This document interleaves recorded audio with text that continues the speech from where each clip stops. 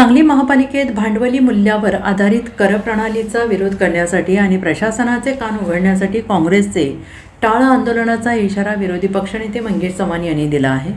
सांगली, मिरज आणि कुपवाड शहर महानगरपालिका क्षेत्रातील मालमत्ताधारकांवर विविध प्रकारचे कर आकारले जात असून यामध्ये सवलत देण्याची मागणी करत विरोधी पक्षनेते मंगेश मारुती चव्हाण यांनी महापालिका आयुक्तांकडे निवेदन सादर केले आहे। 2 दिवसात मागण्या मान्य झाल्या नाहीत तर 29 जून महापालिकेसमोर टाळ वाजवून आंदोलन करण्यात येणार आहे।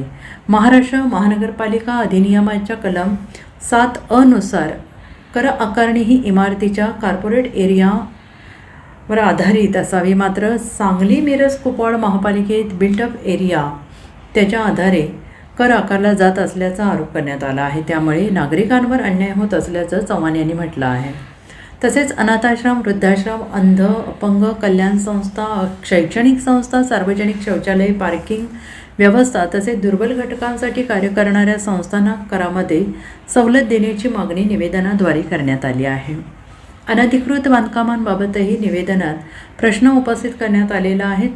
500 चौरस फुटांपेक्षा कमी बांधकाम असलेल्या मालमत्तांवर दंडात्मक आकारणी केली जात असताना त्या जागेला पाणी किंवा गटार यासारख्या मूलभूत सुविधा पुरवल्या जात नसल्याचा दावा करण्यात आला आहे। त्यामुळे अशा नागरिकांवरील आर्थिक भार कमी करण्यासाठी दंडात्मक कर आकारणी रद्द करण्याची मागणी करण्यात आली। याशिवाय महापालिकेने जारी केलेल्या नवीन नोटिसांमध्ये दंडाची रक्कम वाढवण्यात आलेली आहे की नाही याबाबत स्पष्टता नसल्याने नागरिकांमध्ये संभ्रम आणि नाराजी निर्माण झाल्याचं निवेदनात स्पष्ट करण्यात आलेलं आहे। या सर्व बाबींवर महापालिका प्रशासनाने तातडीने योग्य ती कार्यवाही करावी, अन्यथा तीव्र जनआंदोलन छेडण्याचा इशारा विरोधी पक्षनेते मंगेश चव्हाण यांनी दिलेला आहे। प्रभाग समितीचे सभापती रमेश सरजे, नगरसेवक फिरोज पठाण, नगरसेविका वर्षा निंबाळकर, नगरसेवक हर्षवर्धन पाटील यांच्यासह काँग्रेसचे नगरसेवक उपस्थित होते।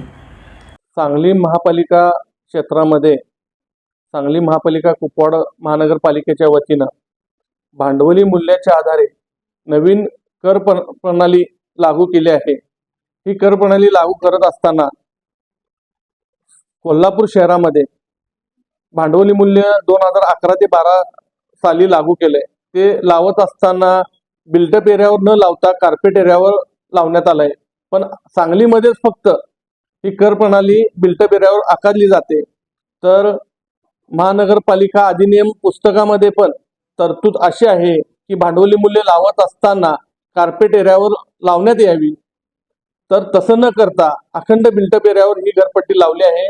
आम्ही आज निवेदन द्यायला आयुक्त साहेबांना निवेदन देण्यासाठी गेलो होतो। या माध्यमातून निवेदनाच्या माध्यमातून आम्ही आयुक्तांना सांगितलं की बिल्टअप एरियावर न लावता कार्पेट एरियावर लावं, जेणेकरून नागरिकांना 20% घरपट्टीमध्ये 20% फायदा होऊ शकतोय, 20% घरपट्टी कमी होऊ शकत्या। तसेच धार्मिक स्थळ असू दे, शिक्षण संस्था असू दे, व्यायामशाळा असू देत, यामध्ये सामान्य कर जे लावलं गेलं आहे हे सामान्य कर न लावता सामान्य करामध्ये सूट द्यावी, अशा पद्धतीच्या वेगवेगळ्या मागण्या आम्ही आयुक्तांना केल्या आहेत। तर शेतकऱ्यांना सुद्धा मोकळ्या भूखंडाला पण घरपट्टी लावली होती, ती पण कॅन्सल करावी। गोटाधारक आहेत त्यांना पण घरपट्टी माफ करावी, अशा वेगवेगळ्या मागण्या आम्ही केल्या आहेत। या मागण्या जर काही 2-3 दिवसात पूर्ण नाही केल्या तर आम्ही महापालिकेच्या दारामध्ये टाळवाद्य आंदोलन करणार आहे। सर्व सांगलीकरांना एकत्र घेऊन, सर्व नगरसेवकांना एकत्र घेऊन आम्ही या ठिकाणी आंदोलन करणार आहे।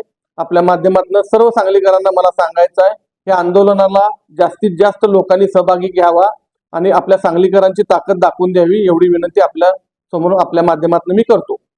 आंदोलन 29 तारखेला सोमवारी महापालिकेच्या दारामध्ये 1 नंबर इमारतीमध्ये 1 नंबर इमारतीच्या समोर आम्ही टाळवाद्य आंदोलन करणार आहे।